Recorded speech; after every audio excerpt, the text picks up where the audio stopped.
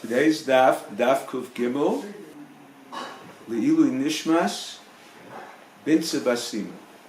The Gemara discusses what is the law regarding buying property under a fictitious name. The Brisa says we do not force him to sell unless the buyer stipulates on the condition that he will sell. Now this is a little ambiguous. We have a machlokas amoraim how to explain what the Brisa means. Rav Sheshis explains that the fictitious buyer in the Gemara, namely the Reish Galusa, does not have to write a document to the true owner. The Reish Galusa has the right to protect his reputation as one who does not sell land.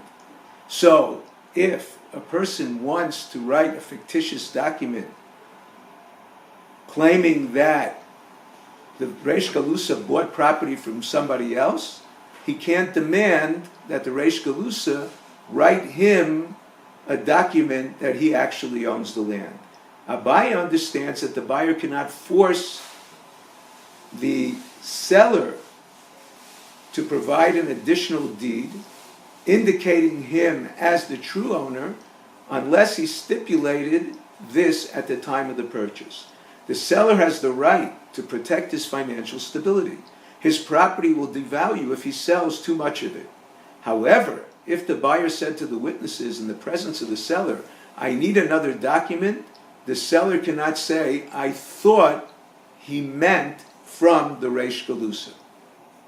Advancing money to a middleman to provide merchandise over a period of time for a fixed price. Rav Kahana advanced money to a middleman to purchase flax for a fixed price to be delivered at a later point in time, so the money he gave to the middleman is like a loan because he has the right to use the money until he makes the purchase. The middleman purchased, in fact, the flax at a lower price and sold it for more. Rav held that Rav Kahana could receive the merchandise, but not the proceeds of the sale, unless the buyer knew that the profit would be to Rav Kahana. He then transfers the money directly to him, resembling a sale and not a loan.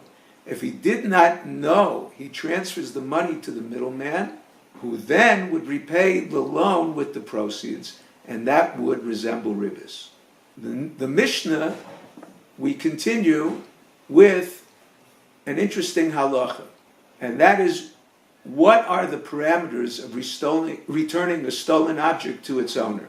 The Mishnah states that the thief has to return it to the victim wherever he is, as in the verse in the Torah, that it says, "Lasherhu lo yitnenu biyom hashmaso." He has to give it back directly to the victim.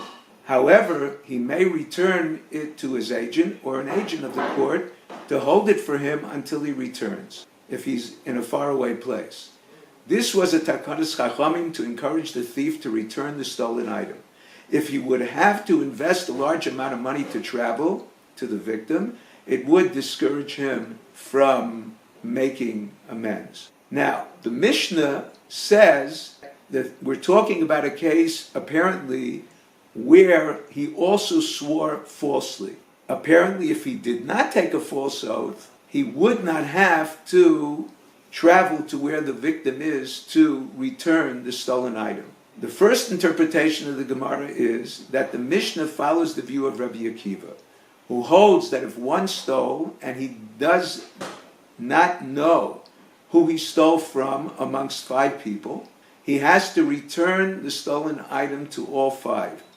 If he swore falsely, based on the verse that it says, "Lasher yitnenu lo, lasher hu lo, biyom ashmaso," referring to where he, in addition to stealing, also took a false oath.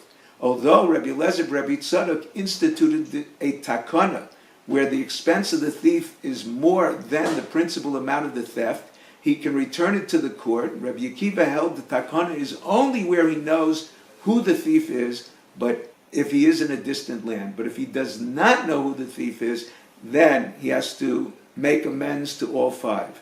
Rabbi Tarfon holds that even where he swore falsely, he can, in the case where he does not know who he stole from, place the stolen item in front of them to determine the victim.